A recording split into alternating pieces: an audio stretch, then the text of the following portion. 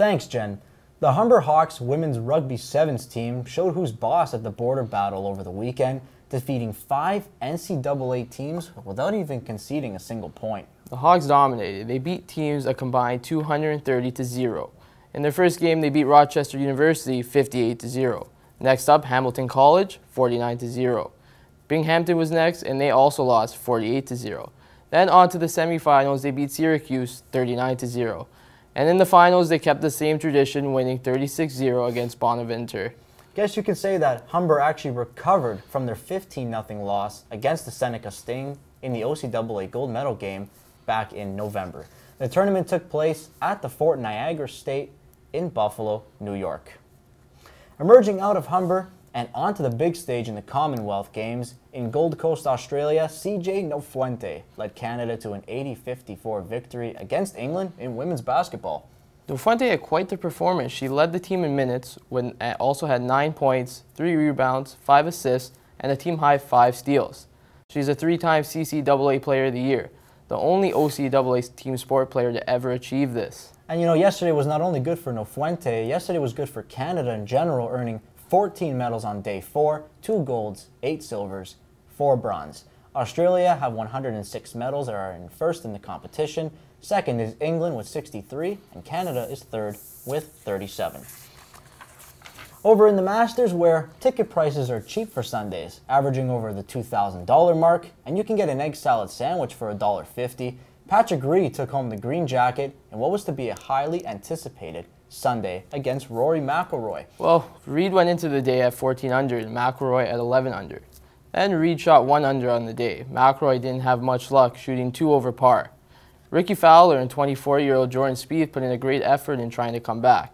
Fowler shot 5 under and Jordan Spieth shot 8 under. Spieth almost shot 63 on the day, which would have tied a Masters record set by Nick Price and Greg Norman. For Patrick Reed, this is the first major title for the 27-year-old. According to The Guardian, Reed said he was motivated when the crowd cheered louder for McIlroy at the tee-off, adding pressure to the Northern Irish golfer and alleviating the pressure for the Texas native when they teed off at 2:40 yesterday. And just when the Masters was coming to a close, the Toronto Raptors tipped off against the Orlando Magic, winning 112-101. In a much-needed offensive outbreak from the Dinos, it was unexpected stars C.J. Miles who led the team with 22 points, along with OG Anunoby with 21. This came with DeMar DeRozan and Jonas Valanciunas inactive. Now, Dwayne Casey said that we needed that from OG, and the performance is huge from C.J. Miles, leaving him in there and getting into a rhythm. The Raptors, as it stands, still have 2 games left in the season. They take on the Detroit Pistons tonight in the Motor City, and then they travel over to Miami for the final game of the season against the Heat on Wednesday.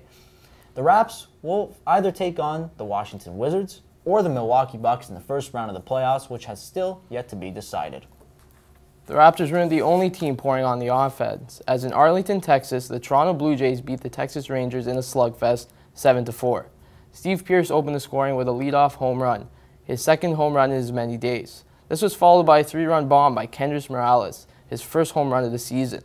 This could be the turnaround Morales is looking for, as he has struggled out of the gate this year. The Blue Jays added more insurance runs coming from Kevin Pillar in the 3rd and by Luke Malley and Curtis Granderson in the 6th inning. Now, it might be unusual that the runs are not coming from Justin Smoke or Josh Donaldson, but that has to speak volumes as to how potent the Blue Jays offense is. The Jays take the series 2-1 over the Rangers. They head over to Baltimore tonight to take on the division rival Orioles at Camden Yards. J.A. Happ is on the mound against Dylan Bundy. Renewing another playoff rivalry in this year's NHL playoffs, the Toronto Maple Leafs are set to take on a familiar face, the Boston Bruins, in the first round. In 2013, Leaf fans were distraught when the Buds blew a 4-1 lead in the latter half of the 3rd period, eventually losing in overtime in Game 7. The only positive side of this story for the Leafs is they're 3-1 against the Bruins this year. I think another thing Leafs fans need to remember is this isn't that 2013 team. Leo Komarov, Tyler Bozak, James Van Riemsdyk, Kadri, and Jake Gardiner are the only remaining Leafs from that tragic defeat. The Leafs begin their playoff run Thursday, April 12th against the Bruins in the TD Garden. Make sure to tweet out Skedline for your predictions for the Leafs this year. And over this past weekend, the hockey world mourns for the Humboldt Broncos junior team. 15 members of the team died when their bus was struck on Highway 35 in Saskatchewan by a semi-trailer. But it's not just the hockey world. The sports world is mourning as a whole, as these deaths of these young men have affected everybody from the Toronto Maple Leafs to the Edmonton Oilers to even Marcus Stroman of the Blue Jays. Survivor Nick Stromlansky was released from the hospital today and attended the vigil held by his community. Another survivor named Ryan Strasnitsky, who was paralyzed from the incident and is considering sledge hockey, he announced today. Our thoughts and prayers are with the Humboldt community. More on the story is on skedline.com. Now we'll send it over to Kaylee for what is trending in the social media world today.